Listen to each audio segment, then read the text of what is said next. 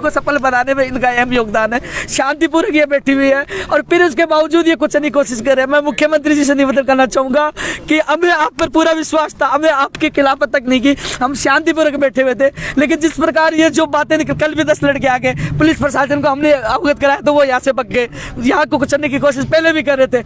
आज फिर जब पीसीसी चीफ प्रदेश मुखिया है वो ये हरकत कर रहा तो कैसे बर्दाश्त कर ले। मैं डरता तो किसी नहीं, सीने पे गोली खाने के लिए तैयार हूँ, दम तो सामने आके मारे, सामने से करे, डरता नहीं हूँ। मैं भी किसान का बेटा हूँ, मैं आर पार की लड़ाई लड़ने के लिए तैयार हूँ, लेकिन इस आंदोलन को खत्म नहीं करे। ये उनको लगता है मैं छोड़ के चला जाऊँ, मैं चला जाऊंगा, लेकिन इनकी मांगे पूरी कर दो। सब लोगों की उम्मीद है, कृपया आप अपना हौसला बनाए रखें। आप रोएंगे तो बहुत से लोगों का हौसला टूटेगा। एक सवाल रहेगा, कल यहाँ पर डीएसओ भी पहुंचे थे, एडीएम भी पहुंचे, तो कुछ वार्ता में कुछ मैं ये तो कह रहा हूँ कि कल फाइनल हो गया था। अमित शाम को मेरी बात हुई थी, उन्होंने कहा कि लगभग सहमति बन गई, हम लिखित में दे देंगे। लेकिन आज पूरे दिन भर इंतजार करते थे। हमें बाद में समझ में आया कि ये षड्यंत्र कर रहे हैं, हमारे लोगों को उकसा के सिविल लाइंस की तरफ कूच कराने की कोशिश करी। यहाँ बैठे बैठे क्या करो, आप कूच करो तब काम होगा, क्योंकि उनको पता हम सड़क में जाएंगे तो लाठीचार्ज होगा और फिर कहेंगे बेरोजगार वहाँ सड़कों पर निकल गए, और कोशिश करें कि इनमें से 4 आदमियों को ले आओ और बोले कि अब समझौता कर लो आके। तो हमारे लोगों को तोड़ने की, उकसाने की कोशिश कर रहे थे, इसलिए आज कुछ नहीं हुआ। क्योंकि कल हमें कह दिया गया था कि वार्ता में सहमति बन गई थी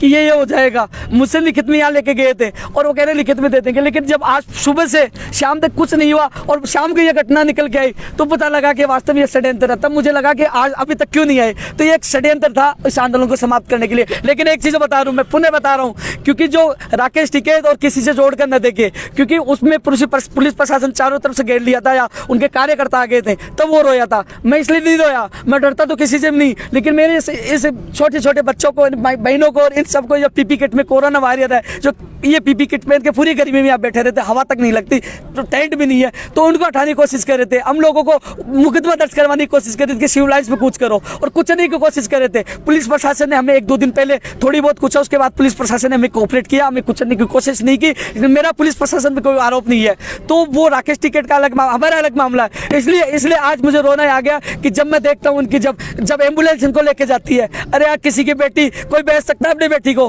वो आज मेरे पे विश्वास है, अपने बेटी को, अपने बच्चों को बेच के, उनको पूरा विश्वास। मैं अभिभावक बन के रात को यहाँ रहता हूँ, दिन में यहाँ रहता हूँ, हर चीज़ की व्यवस्था करता हूँ। जब वो हॉस्पिटल में जाती है, उनको वो बेहोश हो जाते हैं, तब दिल रोता है, इसलिए रोना आता है। इसलिए हाथ जोड़ के मैं कहूँगा, आप मैं चला जाऊँ लेकिन इनकी मांगे पूरी कर दो, लेकिन किसी के साथ इनको उठाने की कोशिश न करें। क्या उपेंद्र जी, ये जो एक बेरोजगारों का जो बड़ा वोट बैंक था उस, और आपने घोषणा की है कि जो 4 उपचुनाव है यहाँ पे बेरोजगार अपने प्रतिनिधि उतारेंगे, बेरोजगार आप अपने प्रतिनिधि उतारेंगे, तो उससे देखकर ये मामला ऐसा नहीं किया गया कि इनको कैसे भी इनको तोड़ दिया जाए?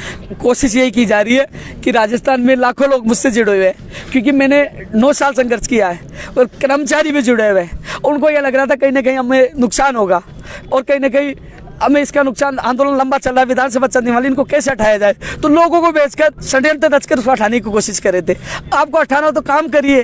और ये इसके अलावा इनकी ये भी शर्त होती है कि उपेंद्र यादव नीजिए, तो मैं 1000 रुपये का स्टाम्प पे लिख के देना चाहता हूँ, मेरे इनकी बेरोजगारों की मांगे पूरी कर दो। मैं जयपुर में शकल नहीं दिखाऊंगा, और ये भी कहे कि उपेंद्र यादव को 31 साल तक जेल में डाला जाता है, तो मैं साइन करके खुद जेल में चला जाऊंगा। मुझे मतलब है मेरे बेरोजगार, मैंने कभी राजनीति नहीं की, पिछली सरकार थी संघर्ष किया, ये सरकार थी मैंने संघर्ष किया, मैंने केवल युवाओं के लिए संघर्ष किया, लटकाया, जेल गया, व्यक्तिगत दुश्मनी ली, लेकिन मैं कभी पीछे नहीं हटा, आज भी पीछे नहीं हटूंगा। यहाँ से जाऊंगा, चाहे मेरी जान चली जाए, मेरी अर्थी चली जाए, मैं यहाँ से नहीं हटूंगा। यही रणनीति क्या रहेगी अब?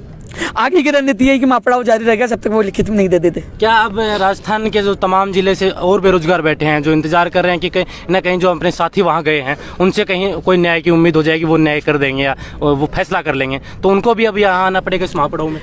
देखो, मैंने हमेशा, चाहे गोविंद सिंह डोटासरा जी पे जब फर्स्ट ग्रेड को लेकर आरोप लगे जी, पेपरों को लेकर, तो मैंने कभी भी, मैंने कहा मेरे सुनने में, मैंने कभी भी अच्छी राजनीति नहीं की। अब लोगों से सुनने में आया कि गोविंद सिंह डोटासरा जी के परिवार को, रिश्तेदारी को उपेंद्र यादव ने तोड़ दिया। मैंने क्या तोड़ दिया? वो उनके भांजा था, वो खुद आया था, वो पीड़ित अभ्यर्थी था, खुद आया था, उसकी पीड़ा थी, वो बैठा था। अब वो उसका आरोप भी मेरे पे लगे, तो मैं कोई राजनीति नहीं कर रहा हूँ। उसकी पीड़ा सुननी चाहिए थी आपकी, और भी लोग बैठे हुए। रही बात प्रदेश के बेरोजगार, वो प्रदेश के बेरोजगार आपके माध्यम से सब देख रहे हैं कि आज यहाँ हमें रोना पड़ रहा है, आज हम 6 दिन से पड़े हुए, तो इसका परिणाम तो आने वाला समय में इनको भुगतना पड़ेगा।